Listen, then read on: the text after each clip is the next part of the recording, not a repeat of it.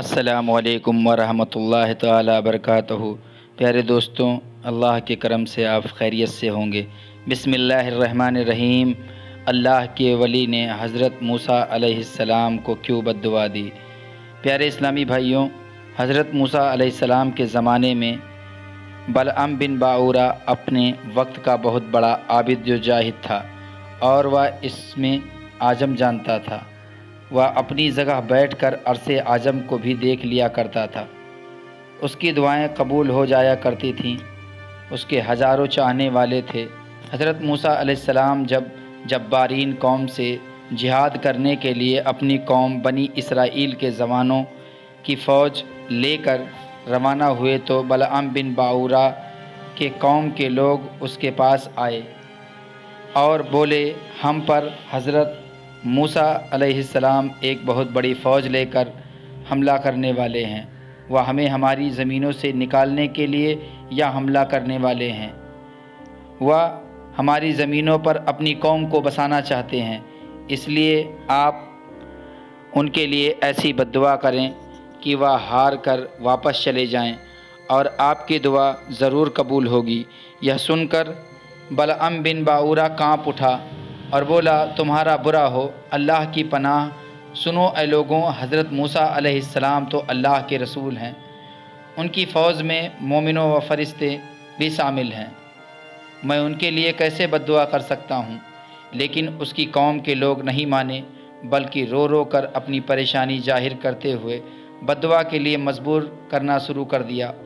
لوگوں کی حالت دیکھ کر اس نے قوم والوں سے کہا کہ میں استخارہ کرتا ہوں، اگر مجھے اجازت مل گئی تو ہی میں بد دعا کروں گا۔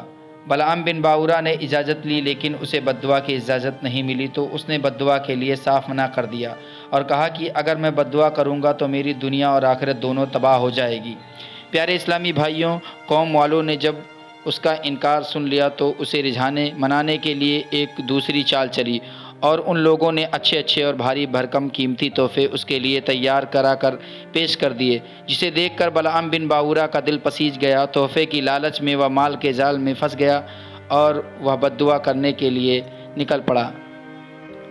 اس کی سواری آگے چلنے کے بجائے پیچھے مڑ کر بھاگنے کی کوشش کرتی رہی، لیکن بلعام بن باعورہ اسے مار مار کر آگے چلنے کے لیے مجبور کرتا رہا، یہاں تک کہ اللہ تعالیٰ نے اس جانور کو بولنے کی طاقت عطا کر دی، اور وہ سواری بولی، بلعام بن باعورہ کہاں اور کدھر جا رہا ہے؟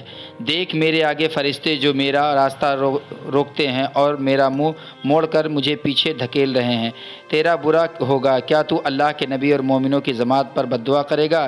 یہ سب سن کر بلعام بن باعورہ واپس نہیں آیا، بلکہ حربان نام کی ایک پہاڑی پر چڑھ گیا، اور اوپر سے حضرت موسیٰ علیہ السلام کی فوج کو دیکھ کر اور دولت کی لالچ میں بلعام بن باعورہ بد دعا کرنے لگا۔ اللہ تعالیٰ کی شان دیکھیے کہ وہ حضرت موسیٰ علیہ السلام کا نام لے کر بد دعا کرنے لگا۔ اللہ تعالیٰ کی شان دیکھیے کہ وہ حضرت موسیٰ علیہ السلام کا نام لے کر بد دعا کرتا، لیکن زبان پر اس کا خود اپنا اور اپنی قوم کا نام آ جاتا۔ یہ دیکھ کر قوم والوں نے اسے ٹوکا کہ کیوں تم ہماری تباہی کی کیوں دعا کر رہے ہو؟ تب بلعام بن باعورہ نے کہا، میں بولتا کچھ اور ہوں اور زبان سے نکلتا کچھ اور ہے۔